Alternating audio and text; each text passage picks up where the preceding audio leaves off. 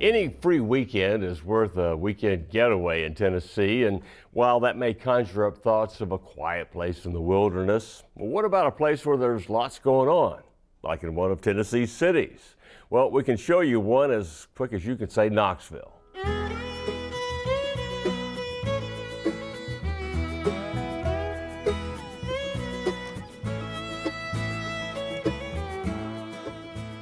A Knoxville weekend can be full of scenic side trips and even some neat nightlife adventures. But first, we've got to select a home away from home, a hotel in other words. Now, the place we picked doesn't have a big neon sign outside. In fact, you'll have to look pretty close just to find it. Once you do, though, you'll be at home in one of Knoxville's best-kept secrets.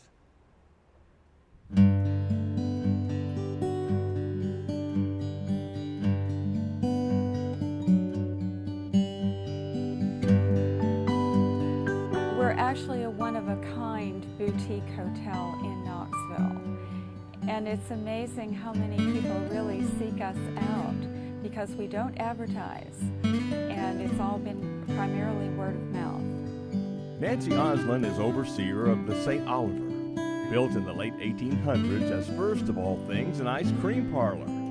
Today it's a quaint, historic, hospitable landmark where visitors can enjoy comfy accommodations in rooms individually decorated from the personal antique collection of owner Christopher Kendrick.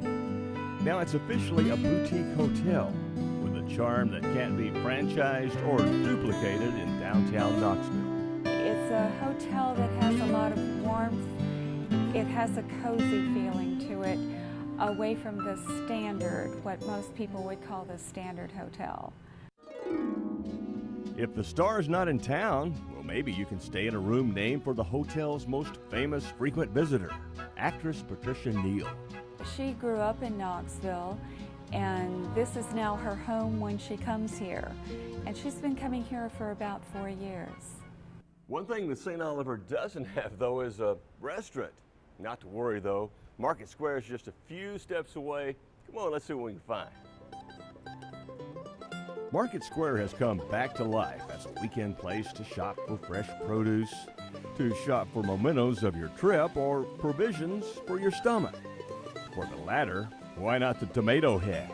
Mahasty Parton was a trailblazer on Market Square, helping pave the way for its comeback, with her homemade pizzas and other fresh delicacies that send her customers away satisfied and keep them coming back. Well, the food's excellent. It's really, really good.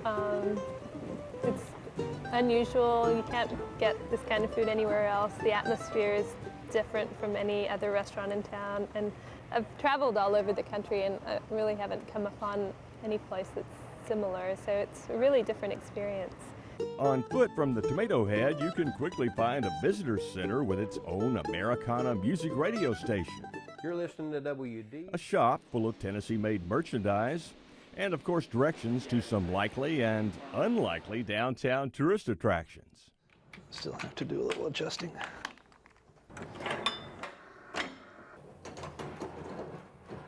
You're unlikely to see a shop quite like Yehaw Graphics, where Kevin Brackley and Julie Belcher invite you into a metal and wood world of letterpress printing, one that allows them to create art while preserving history in print. We do the typesetting, we design using the typography we have. We use original illustration that we do here in-house, carve the blocks, and everything's backwards, so you kind of have to think in a whole new way. And then we print it ourselves. We can mix the colors, make whatever color we want. It's like we have all the control. It's a hands-on endeavor. You make it totally start to finish. You don't have to deal with anything else, anybody else really, and you produce something that you can be proud of.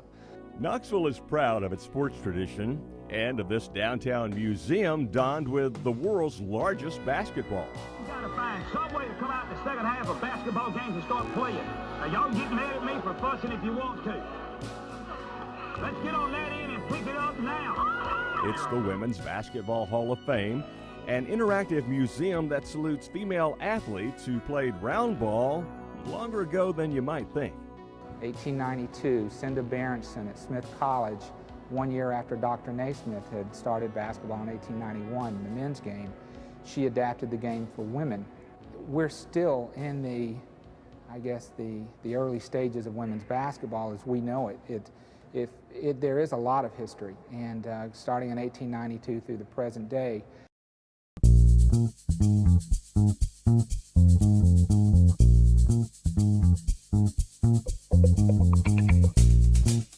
Well, here's a good place to end your day in downtown Knoxville, Old City, an historic district recently revived and regularly jumping. Next day, well, you might want to wander down to the city's riverfront, where the Tennessee River attracts a lot of water-loving locals. Down here, you can catch a different look at Knoxville by boat or even by rail. The Three Rivers Rambler is pulled by a 1925 Baldwin steam locomotive. All aboard!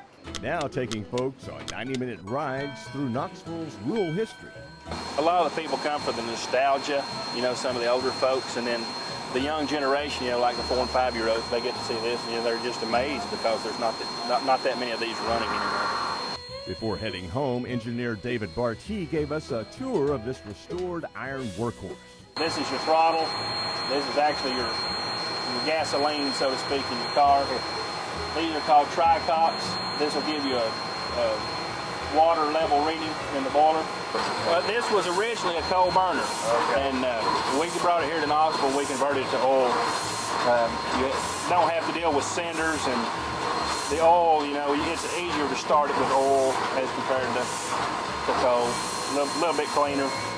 It's a scenic, sentimental journey and a fitting finale to this out-of-town, in-town visit to Knoxville, East Tennessee's biggest city and our home for this urban weekend getaway.